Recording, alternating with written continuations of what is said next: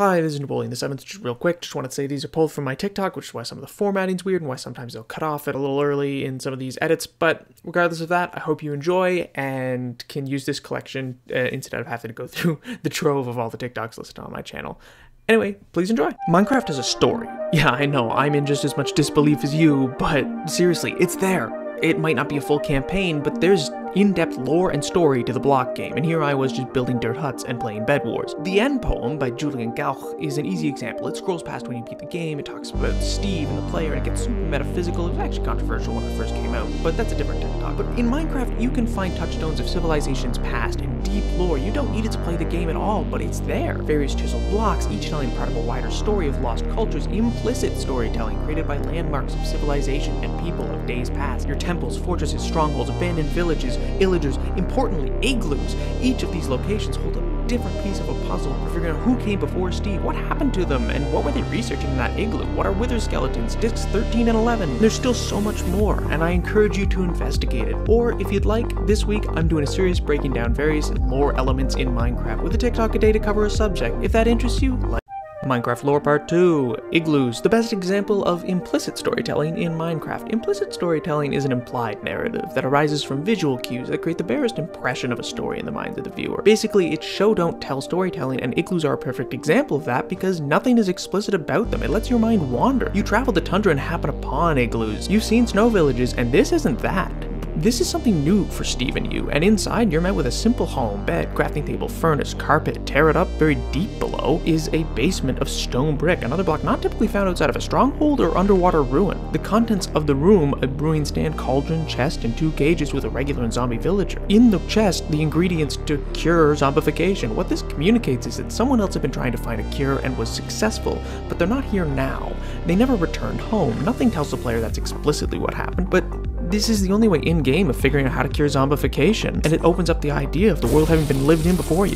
Minecraft Lore Part 3, Nether Fortresses. The Nether teems with lore and narrative life. Just look at the Nether fortresses, these abandoned structures of some bygone era left to crumble to ash in disrepair. As always, none of this is important to enjoy in Minecraft. The game is what you want or will make of it, but these storytelling tools are there if you wish to engage with them. The fortress represents civilization, an otherwise inhospitable hellscape, yet they lie dormant and devoid of any meaningful life. But by going to these locales, the player unlocks an otherwise hidden world of knowledge, a lost art of alchemy. Some villagers and witches still know this practice, but the only in-world way for a player to engage with it is through the exploration and engagement of these monolithic builds that stand proudly protruding from oceans of lava immersed in death with fossilizing skeletons outside of them. Minecraft has largely become this perfect sandbox in pop culture, making the Nether a known quantity, but without our meta-knowledge of the Nether, it's this fascinatingly teased locale that begs the player to question it. Who built the fortresses? Where are they now? Why are there so many portals in the world? Why are portals made of a block that cannot be made nor naturally occurs in the Nether? What are the magical properties of obsidian? I haven't even talked about piglins yet, and that's a whole culture. Minecraft Lore Part 4, Piglins. There's a lot of nuanced lore one can draw from Steve's interactions with piglins. They're a nomadic culture that hunts hoglins. Hunting is actually part of their in-game code, and they traverse the Nether without building permanent structures, yet trade for material wealth. The only piglin structures are bastion remnants, where brutes guard their remaining wealth while their bastion crumbles around them. This begs the question, why do brutes act so different? Why are they labeled brutes for being territorial rather than nomadic? What must be understood about piglin culture is that they value gold above all else. In game terms, gold even resets light and medium aggravation. We know they feel envious if a player has gold but doesn't trade. They only ignore gold when attacked or afraid. We know piglins fear 2 things, soul-based items and zombified piglins. If attacked, a piglin still pursues regardless of soul fire, but will flee from zombified piglins. Why? Well, zombification is different for piglins. Unlike zombified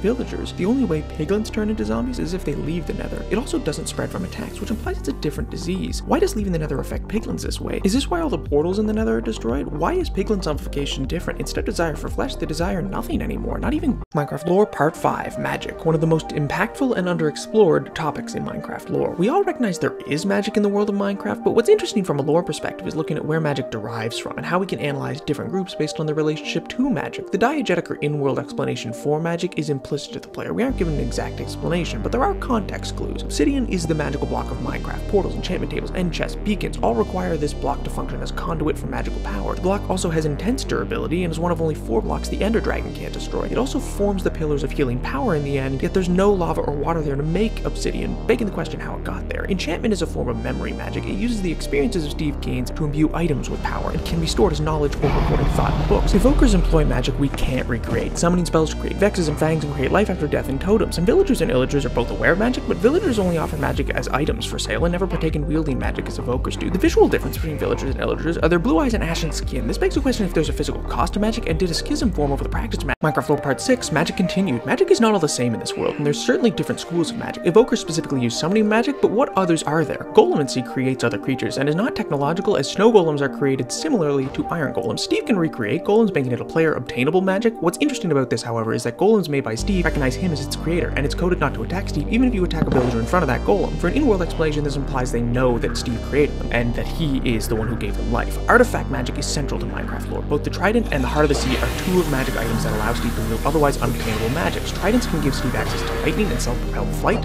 Hearts of the Sea can only be found in buried treasure and work to create conduits. These items are notably connected to nature magic and water. Hearts of the Sea, however, are only found in buried treasure, and conduits specifically damage drowned and guardians. Their magic is separate and antagonistic towards that of guardians and drowned, and yet requires prismarine and knotless shells to function, both items connected to guardians and drowned respectively. This implies that there is at least 3 key species to Minecraft Ocean, and begs the question, what history belongs to the oceans of Minecraft? What role do guardians play and how they get Minecraft lore part 7, gold, a metal typically ignored by players, and yet from an implicit world building perspective, we're able to see that it's one of the most coveted items by species in the game, or rather specifically by ancient species. The villagers of Minecraft's overworld have no real desire or use for gold, trading instead with emeralds as their chief currency. However, context clues let us note that gold had a former importance in the world. Gold must hold historical significance in Minecraft, as it's the loot of most ancient sites, but more importantly, we know of 2 species that covet gold, Piglins and Guardians, 2 of the most ancient races in Minecraft. In fact, the Ziggurat of the Elder Guardian is one of the most difficult dungeons a player takes on, but the only treasure is gold blocks. Mechanically, this holds little value for Steve, as gold is not terribly hard to find, nor is it very useful. Piglins also covet and still trade in gold, and are the only race to still do so exclusively. They're crumbling bastions, hoarding what gold they have left, as the Nether mostly only has tiny pockets of nuggets. We can draw from this that gold held great worth at one time, but no longer does to the current species of the world. Yet, it remains the metal that connects the ancient races we know with those that we don't. The people of the desert, the underground, the jungle pyramids, all value it. What makes gold so valuable in Minecraft? Why does gold alone transform an apple into a healing object? What properties does it have that Minecraft lore part 8, lightning. This is far less of a lore component to the world of Minecraft and more of a mechanical aspect of the game. However, what we know about lightning in Minecraft is that it has a transformative property to strike creatures other than Steve. Pigs become zombie piglins, creepers become supercharged, oddly villagers become witches, and turtles become bulls and mushrooms turn brown. One real world thing we know about lightning though is that it's extremely hot in temperature, and how it affects mushrooms and turtles supports this to be the case in Minecraft. For piglins to become zombie piglins, as we discussed in part 4, they must leave the Nether for 12 seconds. They then grow nauseous and transform. Perhaps this is not due to a disease then, but rather temperatures outside of the Nether. However, most interesting is that lightning has a very low chance to spawn the skeleton horseman trap. Regardless of the biblical iconography, these very rare mobs come specifically out of a bolt that deals no damage and is labeled a trap in a game where traps and inherently malicious mechanics are abnormal. The player with an enchanted trident artifact can call down lightning, making the control of lightning a potentially practice of the past. Which begs the question,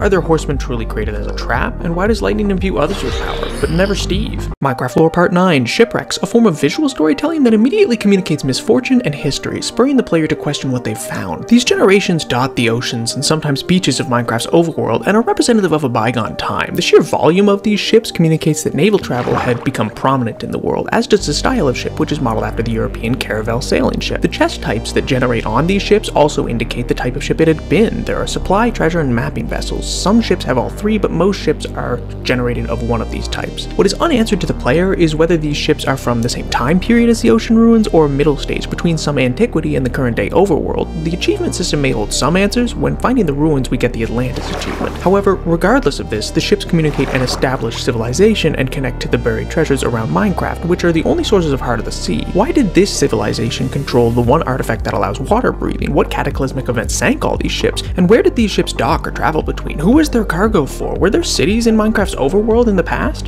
Minecraft lore part 10, Ocean Ruins. These ruins present an enticing bit of lore that solidifies a history of prior civilization in Minecraft's world. While we can always speculate that temples, mineshafts, broken into portals, etc. represent a prior civilization's existence, it could always be contended that villagers had just built them and abandoned them, but these ruins are different. They're homes, towers, whole villages and buildings left to crumble in the ruins of water below. Potentially, these belong to an underwater civilization, but the player gains the achievement Atlantis from discovering these ruins, which evokes invokes the idea that these are sunken cities, casualties of a natural disaster. As well, these ruins are not all equal. They vary in their material, architectural style, based off of the temperature of the water they're in, which is weird because temperature mechanically doesn't typically factor into Minecraft barring fire damage, and in the upcoming powdered snow, this indicates that these ruins were not likely always underwater. Architectural difference between snow and desert villages makes sense thematically, but only really above water. So were these oceans once deserts? The civilization shares some commonalities with villagers. They also use emeralds as they appear on their loot tables. Were these villagers once also full of villagers, or another species like Steve that became drowned? Did the power of the conduit get created to mitigate the flooding, or were these villages always underwater? And was the heart of the sea? Hey, Napoleon here. Just want to say thank you for checking out the channel and the content. I placed this here over from my TikTok just to make it a bit more easier to access and keep saved should you not want to just get it lost in your TikTok likes and the rest. Every group of 10 I'm going to place onto YouTube, and beyond that I'm working on a more long form video essay that should come pretty shortly after this. Otherwise, don't forget to comment, like, and subscribe. It really helps the channel grow. It's totally free. You can unsubscribe at any time you want if you end up not liking the channel and its content. Otherwise, you can catch me over on Twitch at twitch.tv Napoleon 7th, VII. Every Monday and Friday, 4:30 to 8:30 Eastern Standard Time. So yeah, I hope to see you there. Please check it out, and I'll see you all in the next video.